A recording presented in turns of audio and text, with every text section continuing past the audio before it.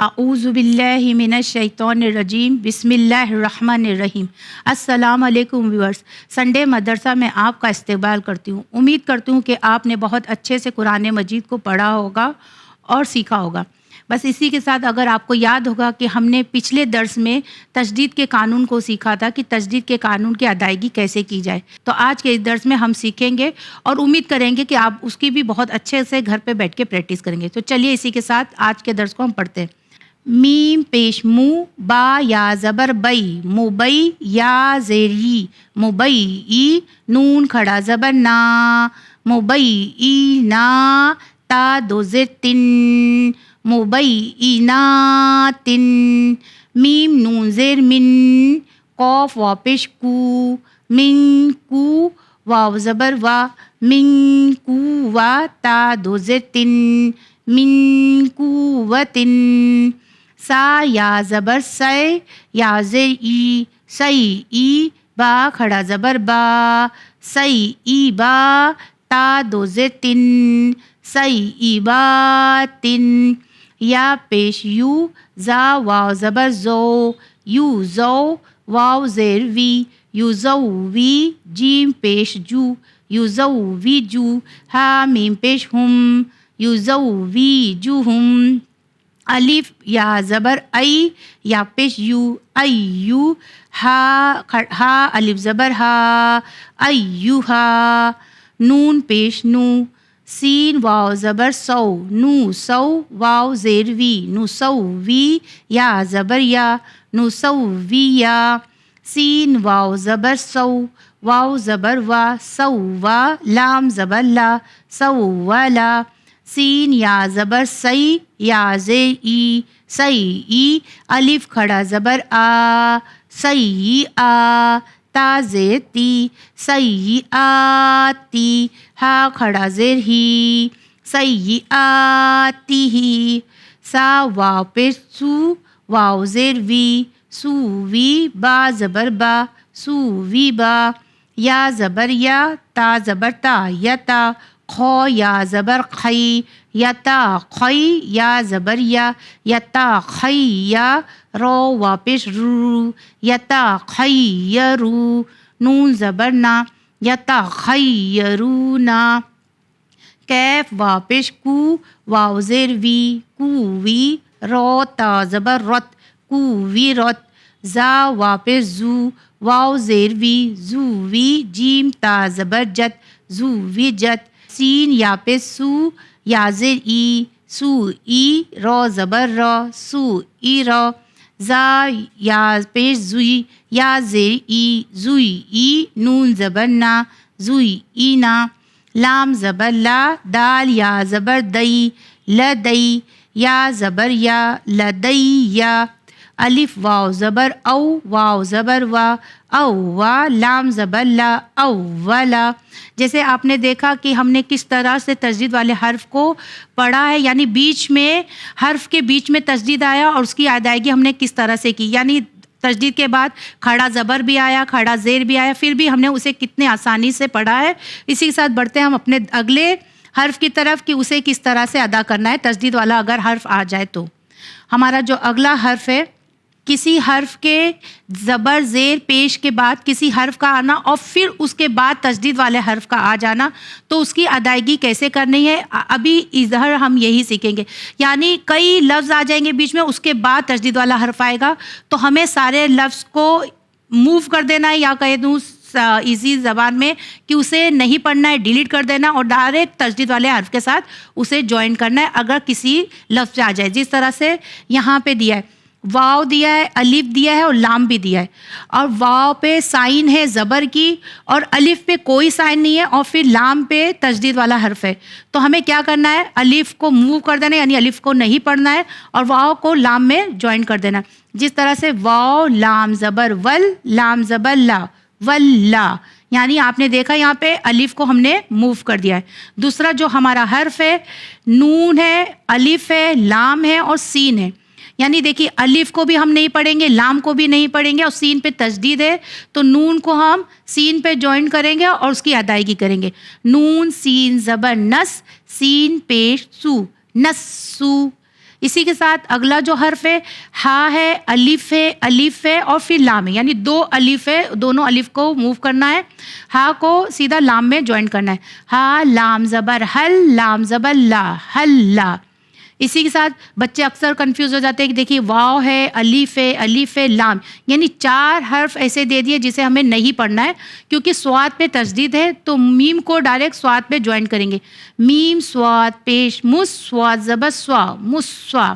اسی کے ساتھ جو ہمارا اگلا حرف ہے کاف دال زبر قد، دال زیر دی، قد دی، ہاں نون زبر ہن، نون زبر نا، ہننا، نون رو زبر نر، رو زیر ری، نر ری، واو زا پیش وز، زا زبر زا، عزا، حمزہ نون پیش ان، نون زبر نا، اننا، فا سین زیر فس، سین زبر سا، فسا۔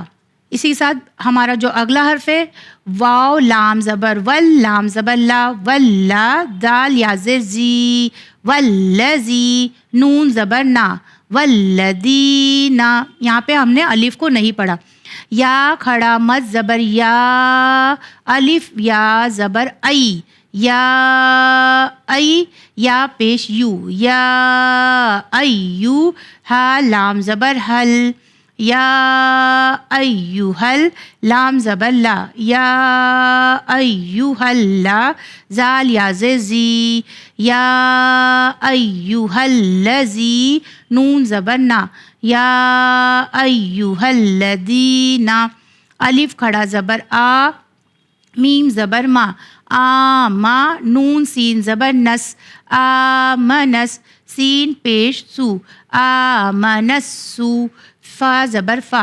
آمنسوفا، ہا الف مد زبر ہا، آمنسفہا، حمزہ پیش او، آمنسفہاؤ،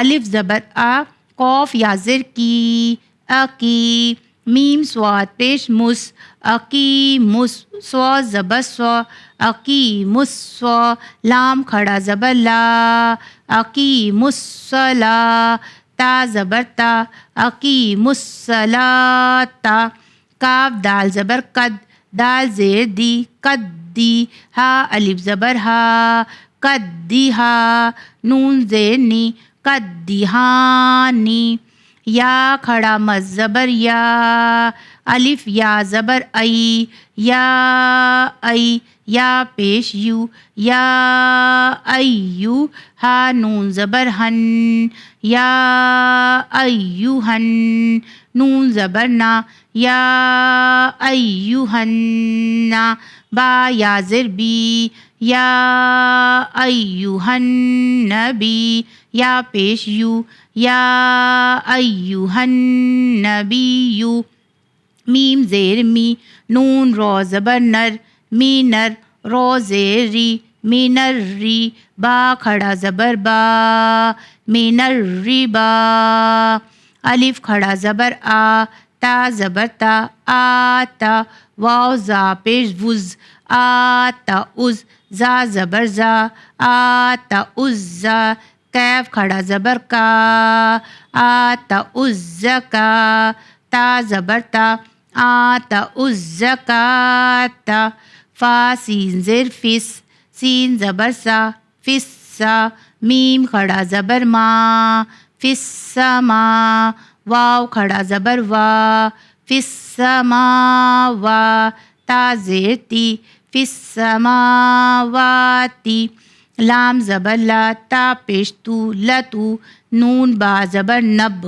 لتو نب، با زبر با، لتو نب، حمزہ نون پیش ان، لتو نب ان، نون زبر نا، لتو نب ان، واو تا زبر وت، تا زبر تا، وت، با زبر با، وت با، ہم عین شین پیش اش، وتبا اش، شین زبر شا، وتبا اشا، ہا زبر ہا، وتبا اشاہا، واو کھڑا زبر وا، وتبا اشہوا، تا زیر تی، وتبا اشہواتی، لام زال زیر لز، زال زبر زا، لزا، کیف زبر کا، لزا کا، رو ذری، للذکری.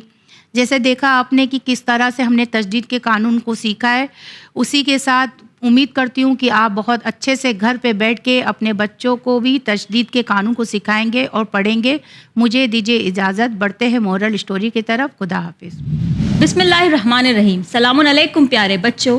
سنڈے مدرسہ میں آپ سبھی کا استقبال ہے. ہمیشہ کی طرح اس بار بھی آپ کے سنڈے کو بہتر بنانے کے لیے ہم بہت ہی زیادہ انٹرسٹنگ ٹاپک پر اسٹوری لے آئے ہیں. اور آج کی ہماری اسٹوری کا ٹاپک ہے غصے پر کنٹرول کرنا. یہ واقعہ رسول خدا صلی اللہ علیہ وآلہ وسلم کے زمانے کا ہے. ایک بار ایک عرب شخص ڈیزرٹ سے ٹریول کر کے رسول خدا سے ملاقات کرنے جاتا ہے. ان سے ملاقات کرنے کے بعد وہ رسول خدا صلی اللہ علیہ وآلہ وسلم سے کہتا ہے کہ آپ مجھے کچھ نصیحت کریں.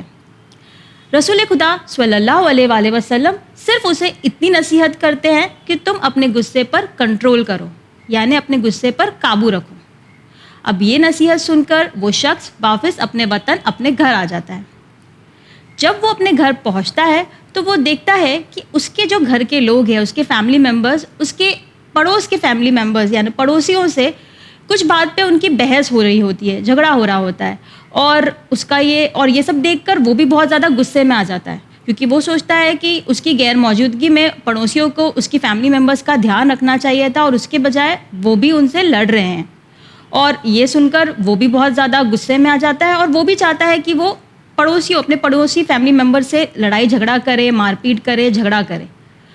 پر جب وہ یہ چاہ رہا ہوتا ہے تبھی اسے جو رسول خدا صلی اللہ علیہ وآلہ وسلم کی نصیحت تھی وہ یاد آتی ہے کہ اسے اپنے غصے پر کنٹرول رکھنا ہے.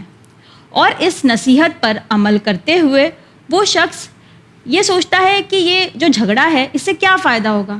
کچھ فائدہ نہیں ہوگا، بلکہ اس کا بھی نقصان ہوگا، اس کے جو نیبرز ہے اس کا بھی نقصان ہوگا، اور دونوں بازو میں رہنا ہے، پھر بھی ان لوگ میں آپس میں بیر ہو جائے گا اور ساتھ میں صحیح سے رہ نہیں پائیں گے. اور جب کہ پڑوسی ہے تو ساتھ میں ہمیشہ رہنا ہی ہے. اور پھر وہ اپنے غصے پر کنٹرول کرتے ہوئے اس جھگڑے کو نہیں کرتا ہے، اور پھر یہ جو جھگڑا تھا جو بڑھ کر بہت زیادہ آگے بڑھ جاتا تھا وہ وہیں پر ختم ہو جاتا ہے، اور اپنے نیبرز سے بھی وہ معذرت طلب کر لیتا ہے اور ختم ہو جاتا ہے جھگڑا وہیں پر. تو اس طرح رسول خدا صلی اللہ علیہ وآلہ وسلم کی نصیحت پر عمل کرنے سے اتنا بڑا جھگڑا ٹل جاتا ہے اور دونوں فیملی میں پھر سے پیار اور محبت ہو جاتا ہے.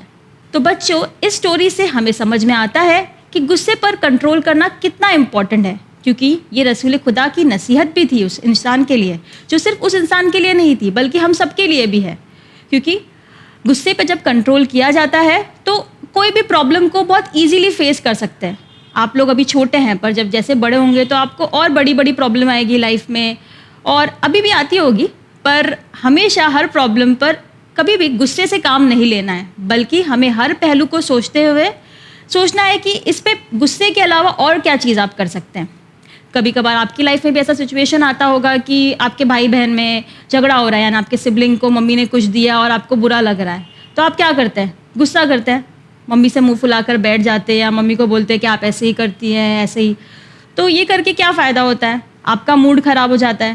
اور کیا ہوتا ہے، اگر ممی نے آپ کو وہ چیز دے دی تو آپ کا بھائی رونے لگتا ہے یا بہن رونے لگتی ہے، یا پھر آپ کو وہ چیز نہیں ملی تو کیا ہوا، پھر آپ کا موڈ خراب ہو گیا. تو ایسے سچویشن میں کیا کرنا ہے؟ آپ کو غصہ نہیں کرنا ہے، بلکہ سوچنا ہے کہ شاید وہ ٹائم پر آپ تھوڑا سیکریفائس دے دیں گے اور آپ کی بہن خوش ہو جائے گی، اور وہ چیز پھر بعد میں تو آپ کو مل ہی جائے گی نا.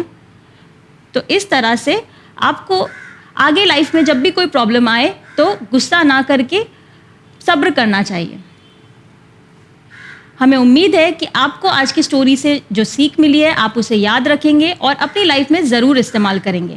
اور جب بھی آپ اپنی لائف میں ہماری سٹوری کی سیکھ استعمال کریں تو ہمیں ضرور لکھ کر بھیجیے. اسی کے ساتھ آئیے ہم بڑھتے ہیں ہمارے اگلے سیگمنٹ کی طرف اور دیکھتے ہیں سسٹر فاطمہ ہمارے لیے کیا لے کر آئی ہیں. السلام علیکم پیارے بچوں. پچھلے ہفتے ہم بات کر رہے تھے امام علی علیہ السلام کی ہسٹری کے بارے میں، لیکن اس سے پہلے کہ ہم اور زیادہ ان کی ہسٹری کے بارے میں جانیں، ان کی زندگی کے واقعات کے بارے میں جانیں، میں آج آپ کو بتانا چاہوں گی کہ رسول خدا صلی اللہ علیہ وسلم نے کس طرح سے امام علی علیہ السلام کی امپورٹنس ہم لوگوں کو بتائی. کئی ایسی حدیثیں ہیں جو بارہا رسول خدا صلی اللہ علیہ وآلہ وسلم نے بیان کی امام علی علیہ السلام کی شان میں۔ رسول خدا صلی اللہ علیہ وسلم نے فرمایا کہ انا و علی من نور واحد، یعنی میں اور علی ایک ہی نور کے دو حصے ہیں۔ پھر دوسرے موقع پر رسول اللہ نے فرمایا انا مدینۃ العلم و علی بابھا، یعنی میں علم کا شہر ہوں اور علی اس کے دروازہ ہے۔ اس کا کیا مطلب ہے کہ جو کوئی بھی شہر میں داخل ہونا چاہتا ہے اسے چاہیے کہ وہ دروازے سے داخل ہو، یعنی امام علی علیہ السلام سے ہوتے ہوئے آپ کو رسول اللہ صلی اللہ علیہ وسلم تک پہنچنا ہے۔ پھر اس کے بعد کسی موقع پر رسول اللہ صلی اللہ علیہ وآلہ وسلم نے فرمایا علی المال حق و حق مال علی، یعنی علی حق کے ساتھ ہے اور حق علی کے ساتھ ہے۔ اس کے بعد یہاں بات ختم نہیں ہوتی ہے، رسول خدا صلی اللہ علیہ وسلم نے دعا کے لیے ہاتھ اٹھائے اور یہ کہا کہ اے میرے رب، جہاں جہاں علی مڑیں گے تو وہاں وہاں حق کو موڑ دے۔ یعنی آپ سمجھ سکتے بچوں، انہوں نے یہ نہیں کہا کہ جہاں حق مڑتا ہے وہاں علی کو موڑ دے، بلکہ یہ کہا کہ جہاں جہاں علی مڑیں گے تو وہاں وہاں حق کو موڑ دے۔ یعنی اس سے پتہ چلتا ہے امام علی علیہ السلام کی امپورٹنس۔ پھر ایک موقع پر رسول خدا صلی اللہ علیہ وسلم نے امام علی سے کہا یا علی، آپ کی نسبت مجھ سے وہی ہے جو جناب موسیٰ علیہ السلام کی جناب ہارون سے تھی، یعنی ان کے بعد ان کے جانشین جناب ہارون تھے، لیکن فرق صرف اتنا ہے کہ میرے بعد نبوت یہاں ختم ہو جائے گی اور آپ سے امامت کا سلسلہ شروع ہوگا۔ خیر وہ بات جناب ہارون علیہ السلام کا ڈسکشن دوسرا ہے کہ وہ جناب موسیٰ علیہ السلام سے پہلے ہی ان کا انتقال ہو گیا۔ تو ان ساری حدیثوں سے ہمیں یہ پتہ چلتا ہے کہ رسول اللہ صلی اللہ علیہ وسلم اور امام علی علیہ السلام ایک دوسرے سے کتنے زیادہ جڑے ہوئے تھے، ہر جگہ ساتھ ساتھ رہتے تھے، چاہے وہ مکہ ہو، مدینہ ہو، شیب ابی طالب ہو، ہر جگہ رسول اللہ صلی اللہ علیہ وسلم کے سائے میں امام علی علیہ السلام اپنی زندگی گزر بسر کر رہے تھے۔ جیسے میں نے آپ کو بتایا تھا کہ امام علی علیہ السلام کی شادی 1 ذی الحج کو بی بی فاطمہ زہرا سلام اللہ علیہا کے ساتھ ہو گئی تھی۔ اب اس کے بعد کیا ہوا جاننے کے لیے دیکھیں ہمارا اگلا ایپیسوڈ سنڈے مدرسہ۔ دیکھتے ہیں سسٹر سکینہ ہمارے لیے کون سے سورے کی تفسیر لائی ہیں۔ السلام علیکم بچوں، آج کے ایپیسوڈ میں ہم سورہ بلد کی تفسیر کو ڈسکس کریں گے۔ سورہ بلد قرآن کا 90 نمبر کا سورہ ہے اور اس سورے میں ٹوٹل 20 آیتیں ہیں۔ یہ ایک مکی سورہ ہے اور آپ کو یہ سورہ 30ویں پارے میں ملے گا۔ کیونکہ سورہ بڑا ہے تو ہم اس سورے کی تفسیر کو 3 ایپیسوڈ میں ڈسکس کریں گے۔ تو آج کے ایپیسوڈ میں ہم آیت نمبر 1 سے لے کے آیت نمبر 7 تک ڈسکس کریں گے۔ تو آئیے سورے کو سٹارٹ کرتے ہیں۔ بسم اللہ الرحمن الرحیم۔ فرسٹ آیت، لا اقسم بہذا البلد۔ پہلی آیت میں اللہ فرماتا ہے کہ میں اس شہر کی قسم کھاتا ہوں۔ تو اللہ اس آیت میں شہر کی قسم کھاتا ہے، یعنی اللہ ایک ٹاؤن کی قسم کھا رہا ہے۔ اور وہ کون سا شہر ہے جس کی اللہ اس آیت میں قسم کھا رہا ہے؟ یہ شہر مکہ ہے جس کی اللہ اس آیت میں قسم کھا رہا ہے۔ سیکنڈ، وَأَنْتَ حِلٌّ بِهَذَا الْبَلَدِ۔ اس آیت میں اللہ فرماتا ہے اور اس شہر کی قسم کہ جس میں تم رہتے ہو۔ تو اس آیت میں تم سے مراد رسول اللہ صلی اللہ علیہ وسلم کی ہے، اور اللہ اس آیت میں جو شہر میں رسول رہتے ہیں اس شہر کی قسم کھا رہا ہے۔ تھرڈ، ووالد وما ولد۔ تو اس آیت میں اللہ فرماتا ہے اور قسم ہے باپ کی اور اولاد کی، یعنی آدم علیہ السلام کی اور اس کی اولاد کی قسم۔ فورتھ، لقد خلقنا الانسان فی کبد۔ تو اس آیت میں اللہ فرماتا ہے کہ ہم نے انسان کو تکلیف برداشت کرنے والا بنایا ہے۔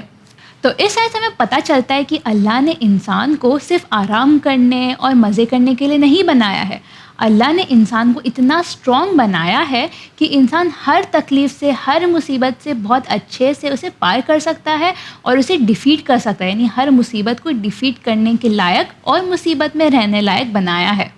ففتھ آیت، ایحسب ان لن یقدر علیہ احد۔ تو اس آیت میں اللہ فرماتا ہے کہ کیا اسے یعنی انسان کو لگتا ہے کہ کوئی اس مصیبت پر قابو نہیں پا سکے گا؟ یعنی اللہ ہمیں اس آیت سے یہ کہہ رہا ہے کہ جب بھی ہم کوئی مصیبت میں ہوں تو ہمیں اللہ سے دعا مانگنی چاہیے اور اللہ پہ بھروسہ کرنا چاہیے، کیونکہ اللہ ہماری ہر مصیبت کو حل کر سکتا ہے اور سولو کر سکتا ہے۔ سکستھ، یقول اہلکت مالا لبدا۔ تو اس آیت میں اللہ فرماتا ہے کہ وہ کہتا ہے یعنی انسان کہتا ہے کہ میں نے بہت زیادہ مال خرچ کیا ہے پیغمبر اور اسلام کی راہ میں۔ سیونتھ، ایحسب ان لم یرہ احد۔ اور اس آیت میں اللہ فرماتا ہے کہ کیا اسے یہ گمان ہے کہ اس کو کسی نے نہیں دیکھا؟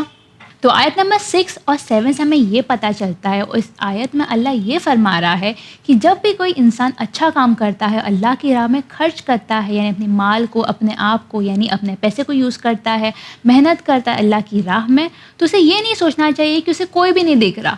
اسے یہ یاد رکھنا چاہیے کہ اللہ ہماری ہر کام کو، ہماری ہر حرکت کو دیکھ رہا ہے، اور اگر ہم نے کوئی اچھا کام کیا ہے تو اللہ ہمیں اس کا ریوارڈ یعنی جزا ضرور عطا کرے گا. تو ہمیں ڈس ہارٹن نہیں ہونا چاہیے اگر کسی نے ہمارے ایفرٹس کو نہیں دیکھا، کیونکہ ہم یہ ایفرٹس کر رہے ہیں اللہ کے لیے اور اللہ ہمیں ہمیشہ دیکھ رہا ہے. تو بچوں، ہم اس 7 آیتوں سے کیا سیکھتے ہیں؟ فرسٹ، کہ اللہ نے انسان کو ہر مصیبت سے سروائیو کرنے لائق بنایا ہے. میں آپ کو ایک ایگزامپل دوں گی. اکثر آپ نے سنا ہوگا یا دیکھا ہوگا کسی نے سوسائڈ کر لیا. کیونکہ اسے لگتا تھا، وہ اس انسان کو لگتا تھا کہ وہ اس مصیبت کے پار نہیں کر پائے گا، مصیبت کو حل نہیں کر پائے گا. لیکن ہمیں ہمیشہ بھروسہ رکھنا چاہیے کہ اللہ ہماری ہر مصیبت کو سولو کر سکتا ہے، اور ہمیں اللہ سے ہمیشہ دعا مانگنی چاہیے، اور ہمیں ہمیشہ اللہ کی بارگاہ میں دعا مانگنی چاہیے کہ اللہ ہمیں مدد کرے. تو میں امید کرتی ہوں آج کے ایپیسوڈ میں جو آپ نے سنا ہے آپ اپنی لائف میں اپلائی کر سکے اور اللہ سے اور نزدیک ہو سکے اور اللہ سے اور اچھے سے دعا کر سکے.